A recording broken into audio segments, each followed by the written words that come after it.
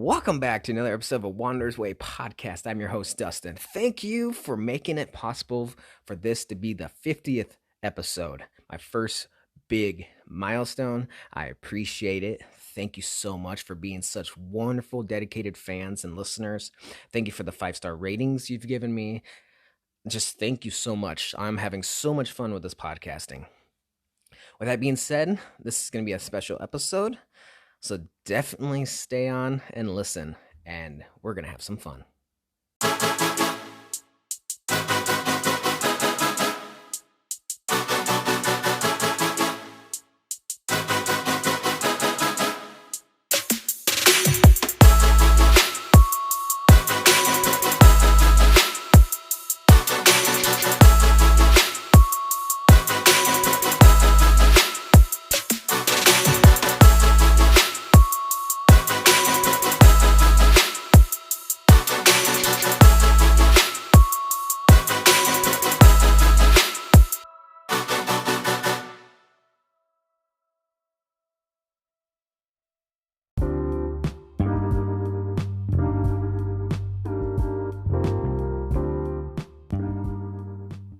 So, the milestone of 50 episodes.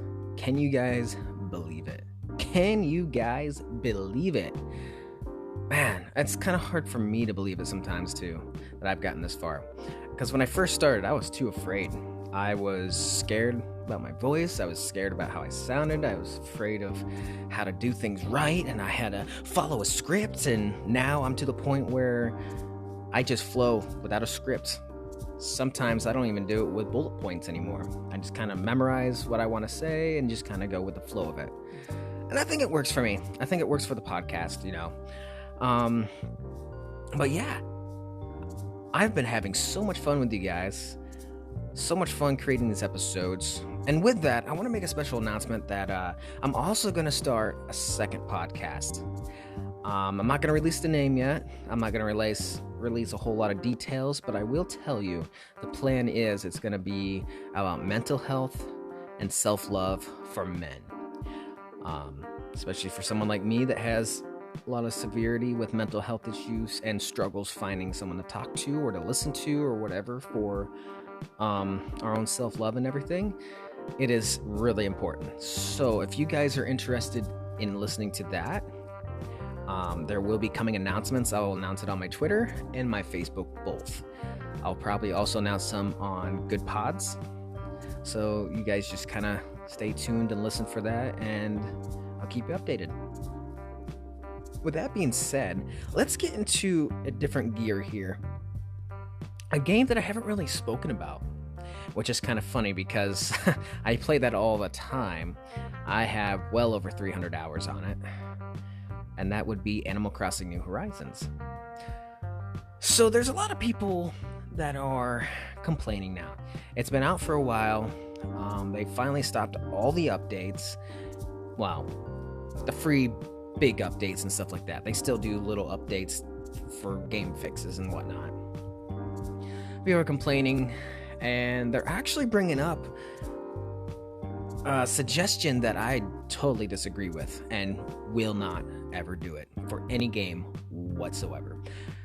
And they're talking about the same thing that they do with The Sims and every other game. You pay monthly fee or whatever, and you get new items. And I'm just like, no. They're like, it works for Pocket Camp or whatever it is. No, it doesn't work. Not for me. I won't. No, I'm not paying $60 for a game and then however much more for little items being added in or monthly payment just to get items like that. No. That's ridiculous. No, if you're gonna do that, the game should be a max of $20. Simple as that. That's all I have to say about that one. So I don't agree with it, and I'm not going with it. So is there a possibility of a new game coming out within the next 2 years? I don't know. It's possible with Nintendo. It could be another 4 years. We don't know. I think it could be we could see an announcement within the next year. Like, not this year, but next year. And then a release the following year. That's what I'm thinking. Well, we don't know. All I know is that with the DLC of Happy Paradise, there's a lot in that just for itself to be its own game. So with that being added in, it gives me high hopes about the ideas for the next installment of the Animal Crossing games. Like this one was really good. I actually never really got into Animal Crossing. Like I've played like maybe like 5 minutes of the old games, and I just for some reason couldn't get into them. Maybe it's just a different time now versus then, to where I just could sit and do the game. So yeah, I sat down, played the game. I was like, this is different, and then I just went from there and just kept playing it all the time, and it's really helped me mentally too. Definitely helped me. Um, a lot of people say there's not enough stuff in there. There's a lot. I don't know what you guys' thoughts are of there's not enough in here, but there's a lot. There is so many items, I still don't have them all.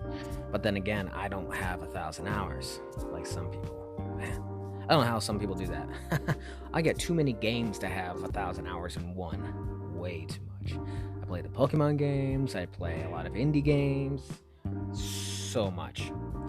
But, I don't find anything wrong with Animal Crossing New Horizons, and there's a lot of people that are coming out complaining about it now, and I just don't get it. I think the game is good. One of my favorite parts about the game is when the weather changes to rain. I don't know what it is, but man, it is beautiful. The game just really shines graphically, if you ask me, when it rains, and it's so calming and soothing. Oh man, I love them. I love the rain on that game. I think it is the best.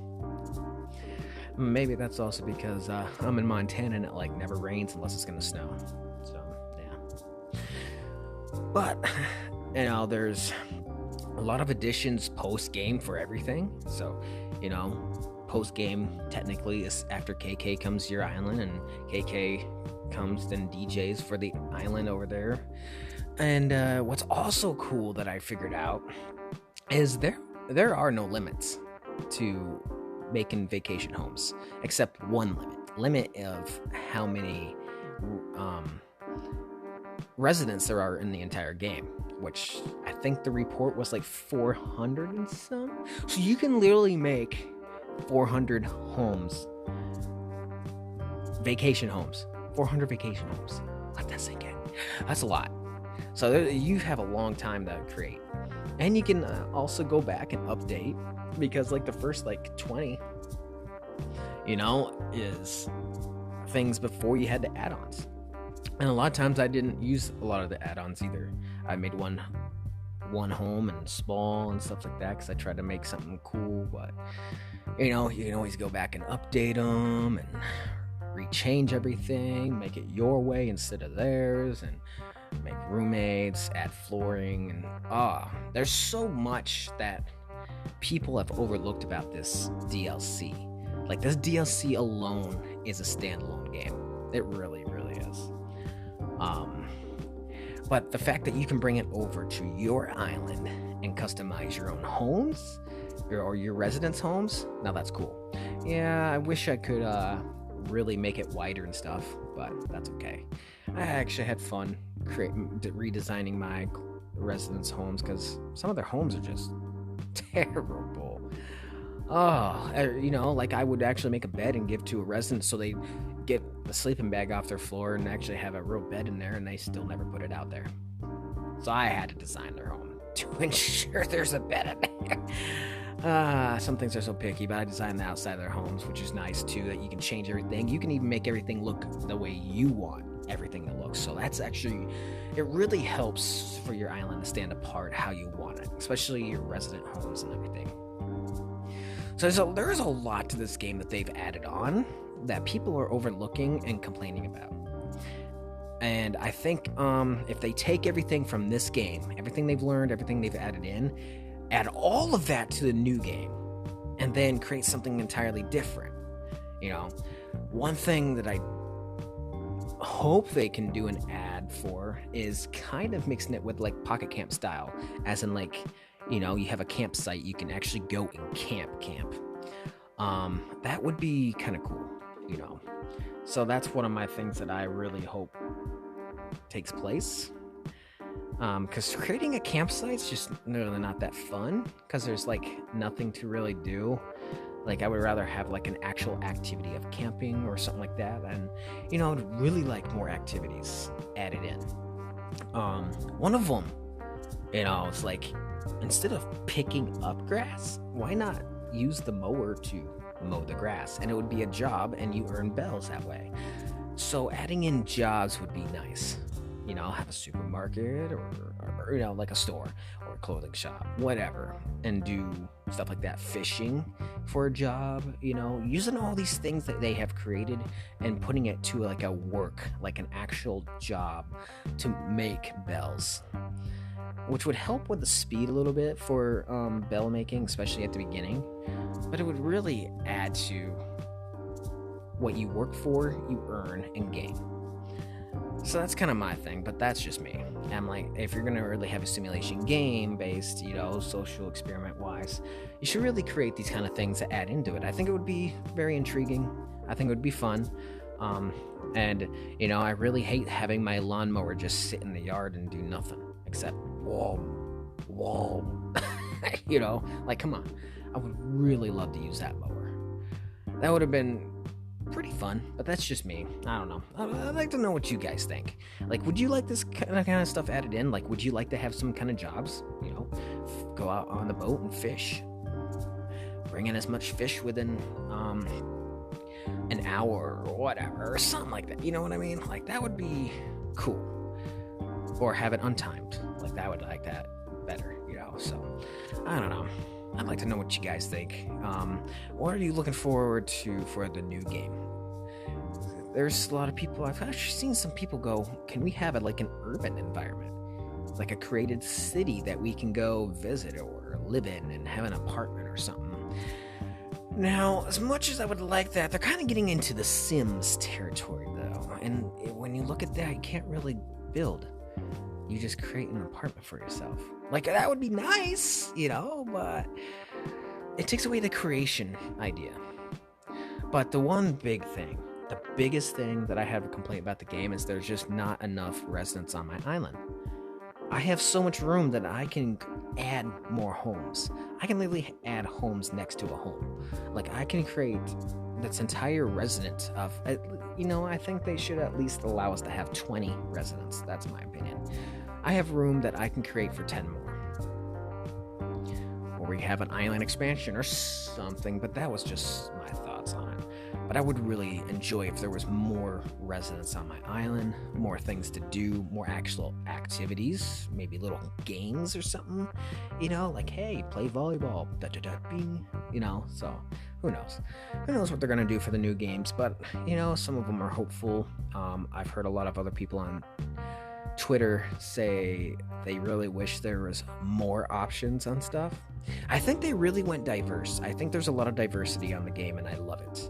I love that items are from different origins of the world, and I think that's really awesome that there's a lot of inclusion, especially for someone like me who loves the Japanese designs and stuff. I can create an entire village of just everything Japanese, or Spain, or Greece, or America, or whatever. Wherever you are, you can create things in your culture, and I love that idea.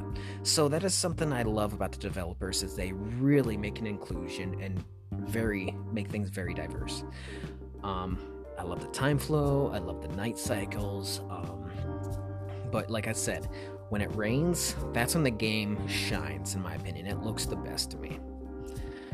Well, with that being said, I want to thank you guys very much once again for taking part in all of my episodes, for sharing my stuff around, for giving me my ratings, and giving me my listens. You guys are awesome. Thank you for joining me on this 50th episode, and stay tuned for next week.